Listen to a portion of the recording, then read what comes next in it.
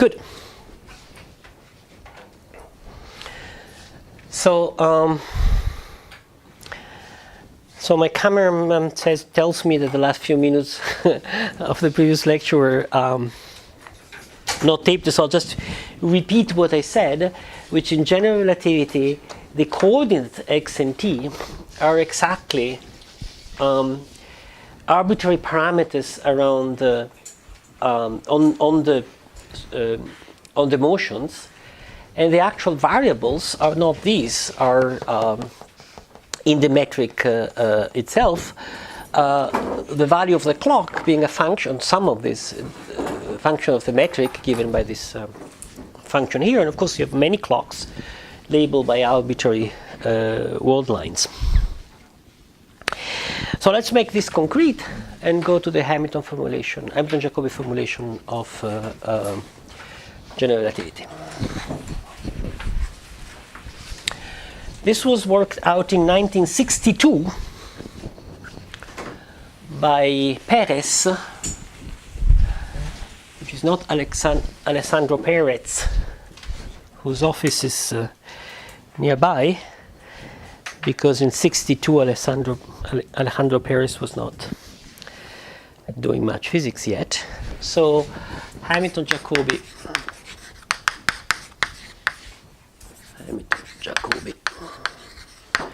general relativity. Perez, 1962, and it was worked out by him on the basis of the work of Arnovit and Misner that was just before, whose work was based on the work by Dirac essentially, and also Peter Bergman. Dirac is the first who understood all this which I'm telling you, and in fact he's the first who understood that Hamiltonian mechanic has to be generalized because because of general relativity. He has a paper whose title is Generalized Hamiltonian Mechanics, whose content is exactly what I told you in a language that has since evolved. A lot of people have worked on this general formalism, and there are a variety of variants of it, but the structure I've given you is the one that seems simplest to me.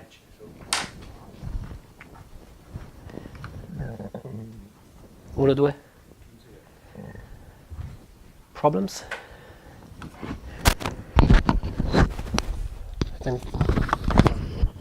How it works? Uno, due, tre, 1, 2, 3. Okay, let me go ahead then. So we need two things.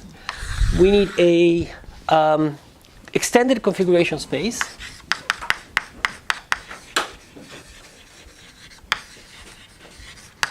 and then the general relativistic Hamiltonian or the Hamilton Jacobi equation. So let me write both. The extended configuration space can be taken to be the space,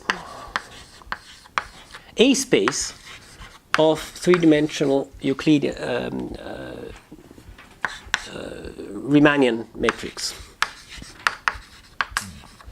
I use the notation QAB of X, where A and B here are 1, 2, 3. Or sometimes I would just write QAB. So this is a field, of course, in 3 dimensions, and its geometrical interpretation, of course, is a 3-dimensional metric, it's a 3-dimensional shape. I'll be a little bit more precise in a moment. So out of this, the extended phase space is gamma extended can be coordinatized by a metric and its conjugate momentum, which is a field in 3 dimensions with 2 indices, each taking value of 1, 2, 3, symmetric, like this is symmetric. And the Hamilton Jacobi equation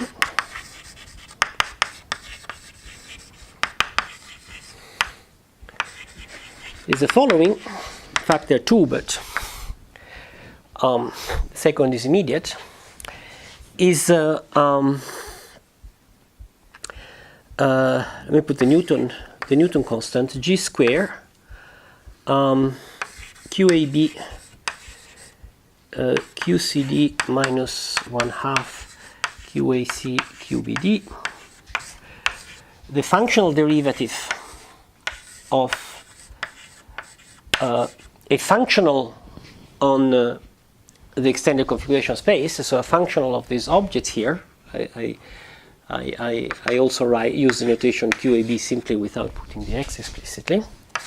Functional derivative with respect to QAC of x times the functional derivative with respect to QBD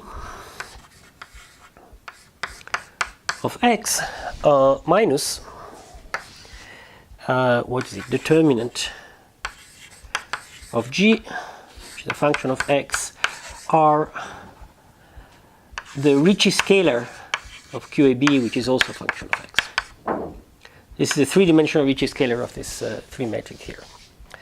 So this is the Hamilton Jacobi equation written by Perex in 62. It should be supplemented by another equation for this object here, which can be written in the following form: just S of QEB is is the same of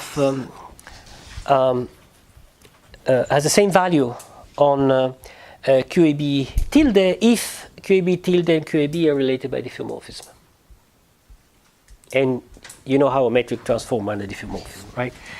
Q tilde AB of x tilde is dx over dx tilde A, dx over dx tilde B, CD, QCD of x tilde, the standard transformation of diffeomorphism. So this equation is simply saying that S, the Hamilton Jacobi function, is not really a function of this field here, but is a function of the equivalence class of this field under diffeomorphism. So it is the same whatever you write the coordinates. It's actually a function of the geometry of this free surface. Okay? Now, notice that this is, giving this is equivalent to give the Einstein equations. So if I write this is without matter, but you can add a matter term. I'm not going into that. I'm just doing classical. Yes? Where is the equal sign in the first equal 0? Thank you. This is the Hamilton Jacobi equation. You're right. I was writing the Hamilton Jacobi equation. So this equals to 0. Sorry. That's right. So that's the Hamilton Jacobi equation. This is equal to that. Notice that there's no t here. You don't need t. The t coordinate is a general covariant coordinate. T is not needed to do calculation of general relativity. It's an auxiliary thing to simplify the calculations. The information is not in t. This is three-dimensional. Is it like? I'm gonna. No. This is four-dimensional GR. This is four-dimensional GR. I'll say in a minute how do you do it. Now, of course, this is not an easy equation to solve, right? If we knew the general solution of the, if you know a general enough solution of this equation, it would be equivalent to knowing the solution of Einstein equations, which of course we don't. So let me tell you how to think about that. By thinking about the Hamilton function, which is a solution of that, a special class of solution of that, of GR. And so I become a little bit more precise here. And the Hamilton function, remember, is going to be a function of some initial metric. Let me write x just to be clear, and a final metric. Such that it is a solution of this equation in both set of variables, and here's a way to think about that. Think in space-time that you have a space-like three-dimensional surface, this one, and a space-like three-dimensional surface, this one, that join at some two-dimensional boundary. So you have something like that, the past, the future, okay? And you're interested in how space-time evolve from one to the other. Okay? So the initial metric sits here, the final metric sits here, and you're into the solution. You have this Hamilton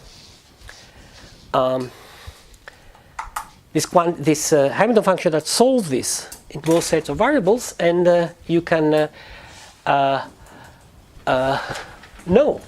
you can compute this as a function, or determine what are the conditions of this as a function of the initial position and momentum, of course, because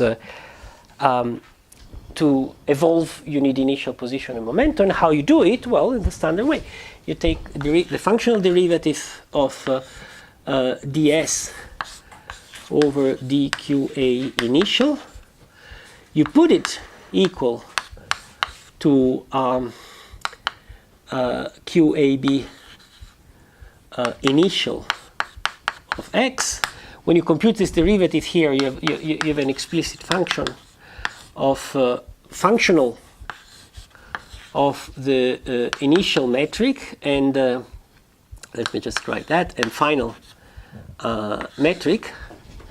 So by this, this is fixed. You have this equation here.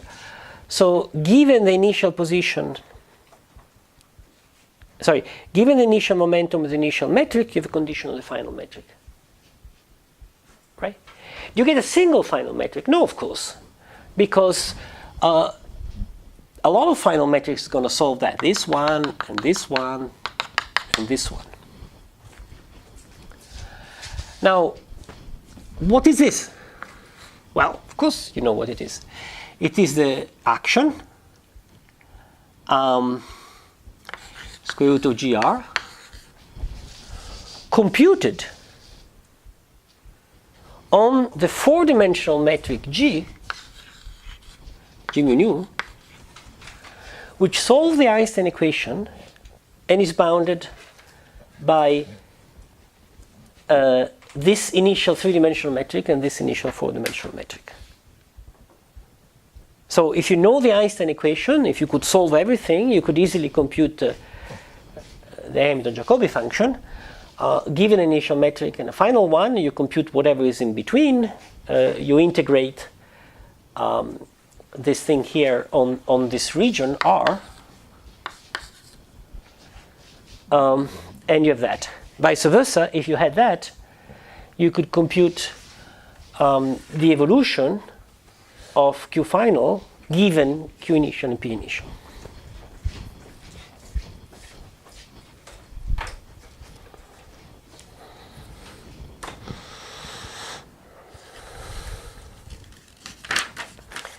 Notice that everything is local in space-time.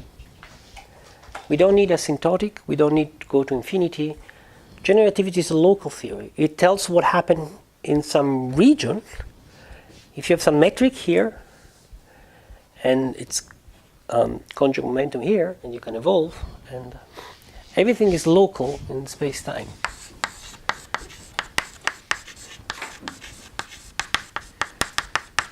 If you do this game explicitly, the momentum has a geometrical interpretation and is related to the time derivative of the metric, and is related to the extrinsic curvature of the metric.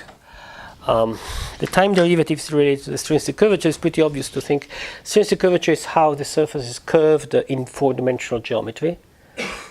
So of course, if it's curved that way, you move it parallel to itself, the metric changes. If it's zero curved, it doesn't change. So it's clearly the Q dot time derivative of the metric is related to the extrinsic curvature. There are differential geometry formulas for that, which I'm not writing down because I don't need them. Now, formally,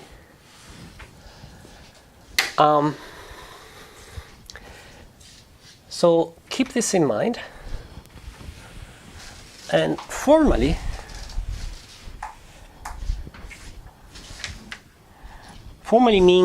meaning with some ill-defined mathematics.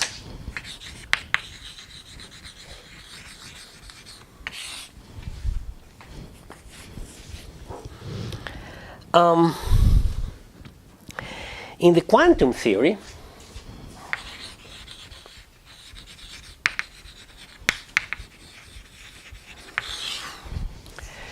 the coordinates, namely the 3 metric and its conjugate momentum, should go to non-commuting operators, an algebra,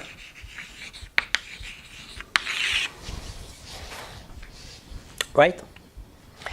And so up to ill-defined mathematics, and the entire game of the next couple of lecture will be to replace the ill-defined mathematics with well-defined mathematics.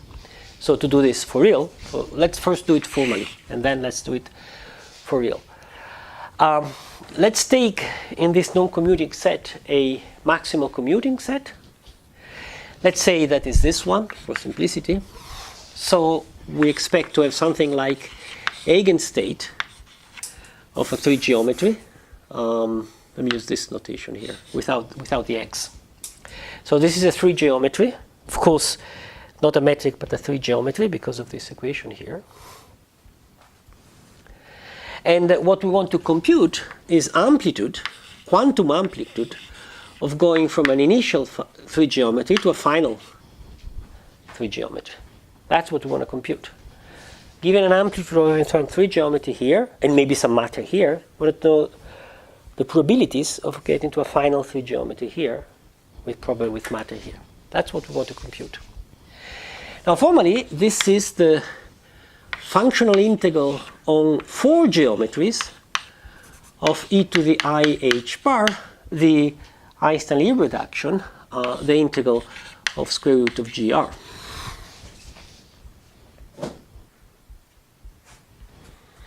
Formally. Which, again, formally is going to be dominated by the classical solutions. So, assuming that there is a single classical solution going from this geometry to this geometry, this is going to be approximated by e to the I h bar, this Hamilton Jacobi function, exactly the objects I have defined here, with the initial and final 3 geometries, right? And this, I expect this object here to satisfy the quantum version of this equation here, and this one to be the iconal approximation of the quantum equation satisfying this one. So let me say what I mean here. Let's go one moment back to the previous case. Remember that the infinite dimension we had C of QA PA equals 0. We had the Hamilton Jacobi function, the Hamilton Jacobi equation ds over dqa equals 0. And we had the solution, which are QA initial, QA final. And the transition amplitude, the quantum transition amplitude, QA initial, QA final, which are given as a functional integral on the trajectories dq of tau of e to the I h bar s of q of tau on the with boundary conditions given by this. Now, these transition amplitudes satisfy the equation C of QA I minus IH bar D over dQA W QA initial QA final equals 0.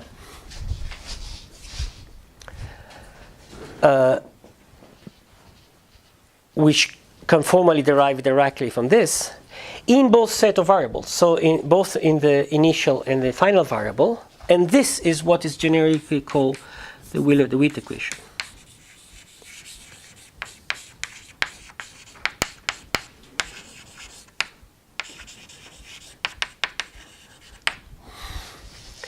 In the special case where the constraint have the form pt minus h of pi qi, this Wheeler-DeWitt equation becomes, this term here is IH bar d over dt minus h of qi d IH bar d over dqi psi w equals 0, which is a Schrödinger equation.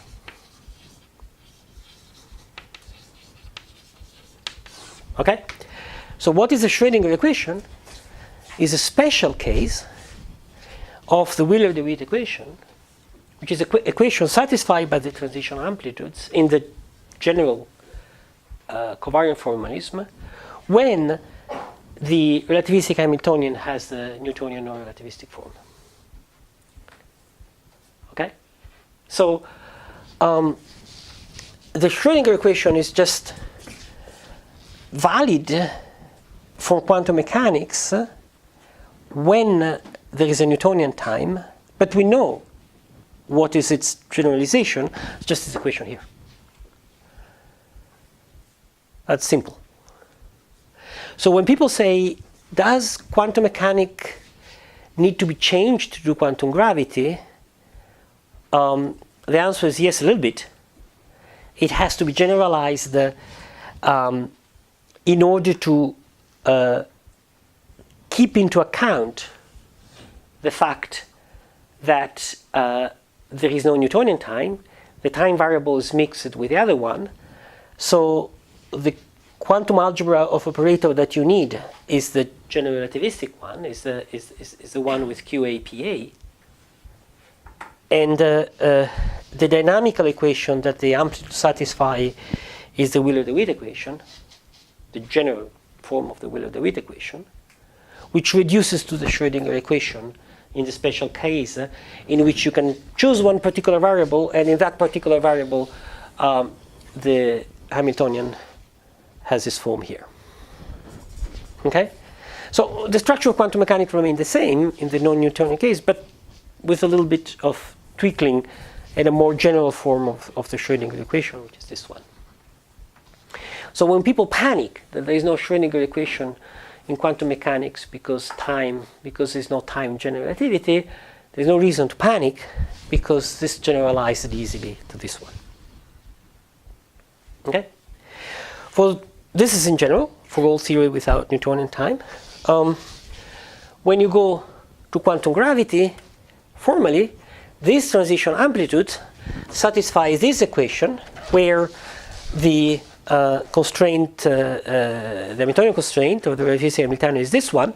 So these transition amplitudes satisfy this equation where, however, here you do not have ds of dq, but you just have functional derivatives in this manner here, and that's the equation that Wheeler-DeWitt wrote in 1963. In fact, immediately after Paris wrote this Hamilton Jacobi formulation of GR. Notice that all the funny part about time is in the classical theory, it's not in the step to the quantum case. The step to the quantum case is immediate once you understand how is peculiarly treated time in generativity. So these transition amplitudes satisfy the equation. Let me write it a little bit more sketchy. Let me write all this as G, A, B, C, D. So these transition amplitudes satisfy, let me call them, let me call this W, Q, F, A, B, Q in A, B. And they satisfy G, A, B, C, D, D over dq AB, D over dq CD,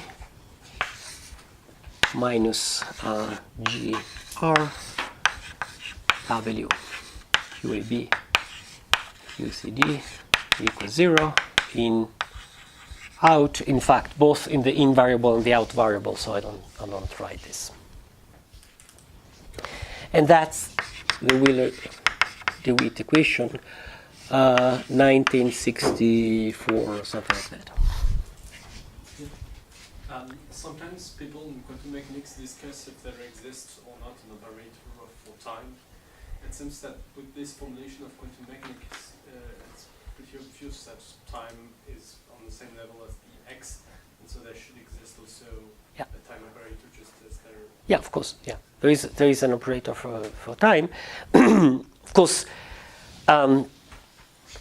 then the transition amplitude don't give the evolution of the time variable with respect to something else. Give the relative evolution of things, but a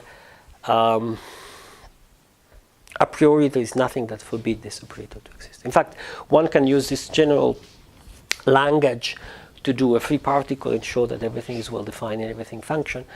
The Hilbert space of the theory should not be identified with a Hilbert space on which the operators QA and PA act. So this act on some extended Hilbert space. The Hilbert space of the theory is then the space of the solutions of this equation here.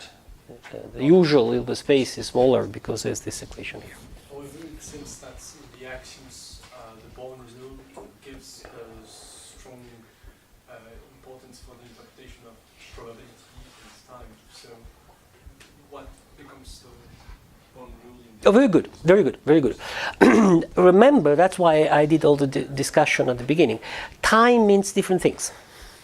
Let's not confuse the different meaning of time. So let's use the Born rule here. Let's talk a la Copenhagen. We could have a different language, but let's talk a la Copenhagen with probabilities and measurement.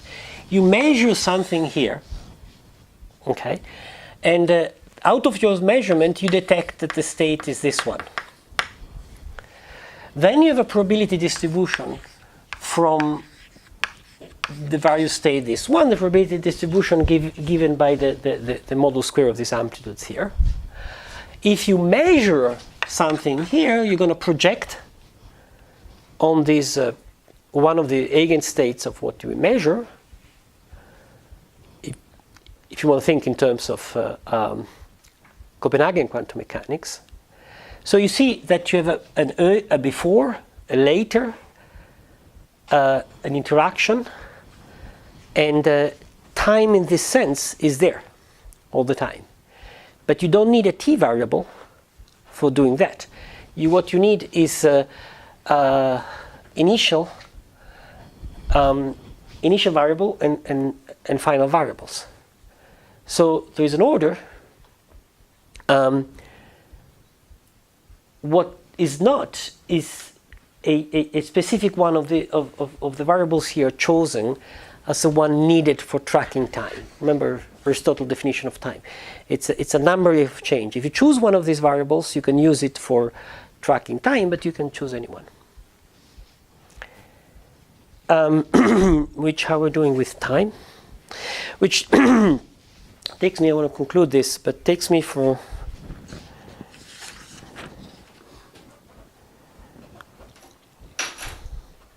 no, I can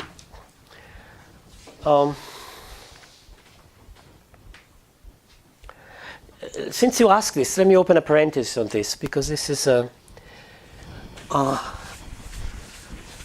good way of, a good moment of putting it before going back to that story. In Copenhagen quantum mechanics, there is a system, and there is something called the observer, which interacts with the system, and it does measurement. Of course, this is a silly language, right? Because what nature knows about measurement, nature is the same. Doesn't know whether there's a physicist making a measurement or a stone falling or something being pushed by something else. So measurement is just an interaction. So what quantum mechanics says is it talks about interaction between systems, and with variables of this system here, which take values when they interact with something else, and quantum mechanics gives probability distribution of these values. Quantum mechanics, in fact, does two things. It gives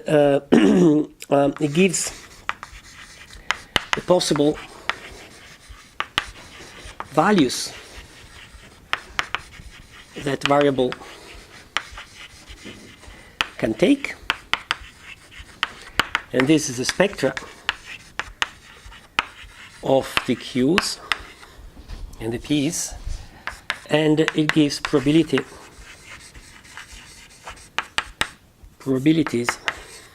of values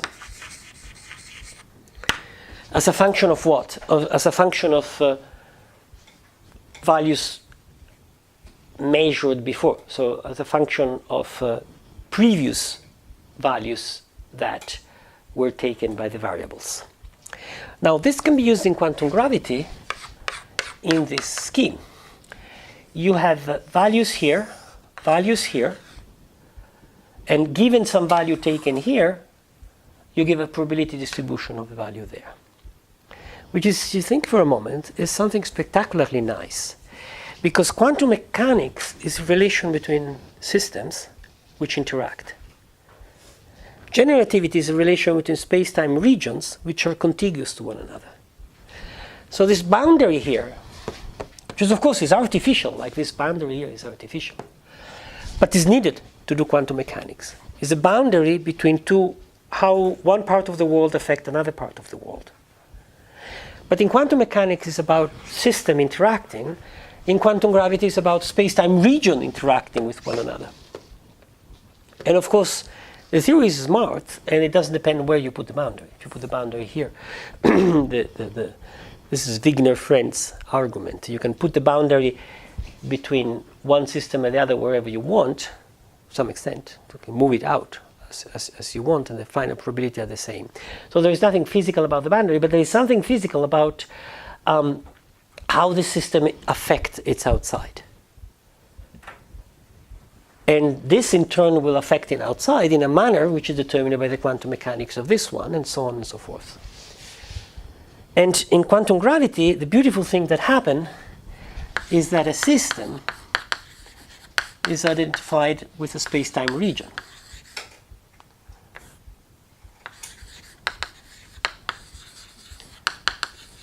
Okay, and the interaction, it's where the space-time are contiguous. It's contiguity.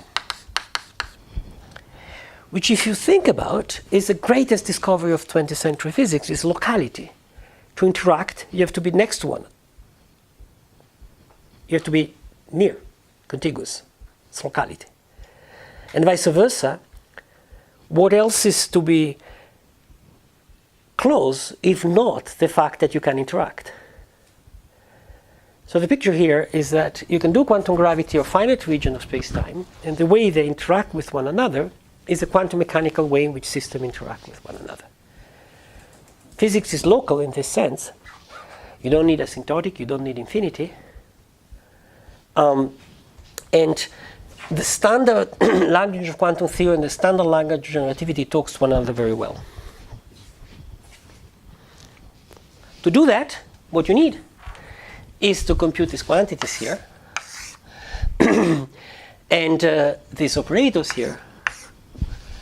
And what we have already done is to study these operators. What we still have to do is to compute these quantities here. So let me sketch what we have to do next. We have to take away this formally and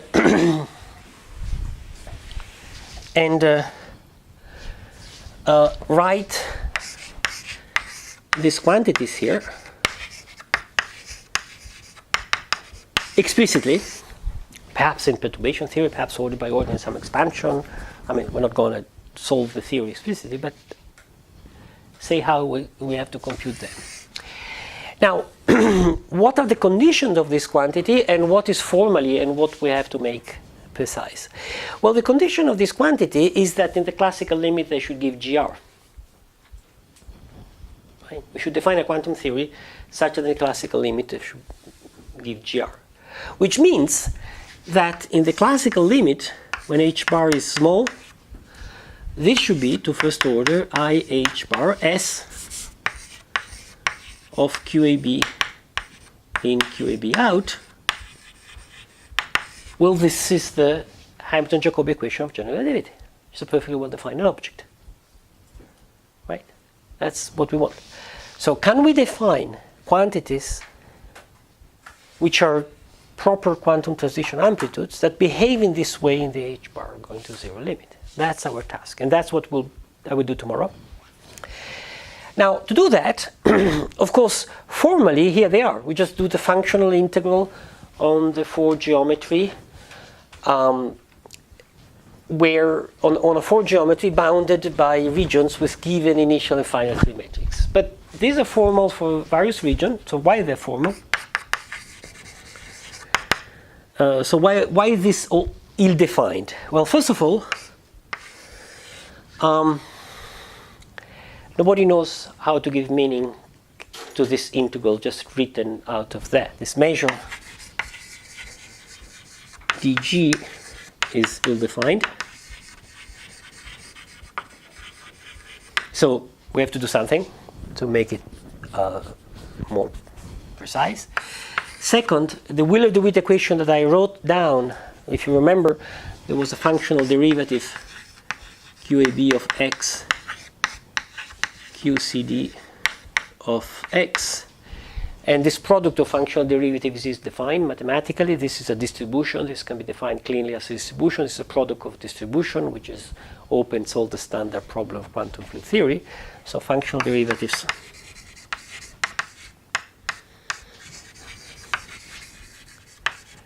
ill-defined. So we have to circumvent this in some way. And third, we have to find a way to define these operators, but in fact we did, right? Because this operator should define the quantum geometry of a 3-dimensional region of this and this. But that's what we did in all the kinematical part. That's the Hilbert space and the operators that we wrote down. But remember, this is actually general. Remember that this thing here are not geometries. These are labels of the eigenstate that diagonalize a maximally commuting set of operators. Right? In general. I mean, the transition amplitude of quantum mechanics are not transition amplitude between classical value and classical value. They are so only when the relevant observable have continuous spectrum. In general, the transition amplitudes, I mean, people doing atomic physics do transition amplitudes between one energy level to another energy level. So give transition amplitude from NLM to N prime, L prime, M prime. Not classical. So these are, in the non-formal theory, these have to be labels, these have to be quantum numbers. Quantum numbers of the operators, of those operators, of the Q operators. So what we actually need is not really W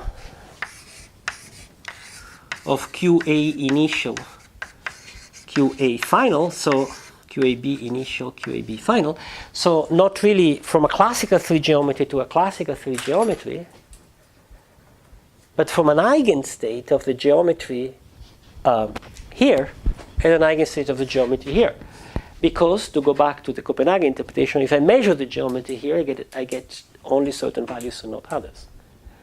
So we want quantum numbers, and we know the quantum numbers. Okay? This is what happened in the first part of the course. This is going to be a function of a spin network. JLVN gamma JLVN in and out, in and out, in and out, in out, out. So we want something that, given an initial spin network and a final spin network, gives a complex number such that in the h bar going to 0 limit, this complex number is e to the I h bar, the Hamilton function of the 4-dimensional geometry determined by the geometry approximated by the quantum discrete geometry here and the quantum discrete geometry there. Okay? So this should be such that for small h bar goes to I over h bar s of some metric determined by the spin formula. Just write it formally. But the spin network, sorry. And that's what I'm going to build. I'm going to build this quantity explicitly, order by order in some truncation. I'm going to give it to you with some motivations, give a formula. And this quantity will be finite. So no ultraviolet divergences.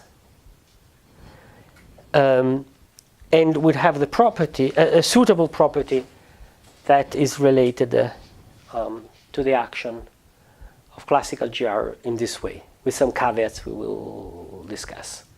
Right? So you have the scheme of what we want, how to do quantum gravity, what are the ingredients. The game is just to do it and write it. And this was the explicit formula of that was found a few years ago, in fact, by a number of groups, and was collaborations here. Marseille played a key role. Polish people played a key role in England, in Canada. There were people playing key role, and we have an explicit expression for that. So I'm going to write it down in the next lecture. It will be a little bit of preliminary mathematical work, but you will see how it is done. Questions? No questions? Stop here.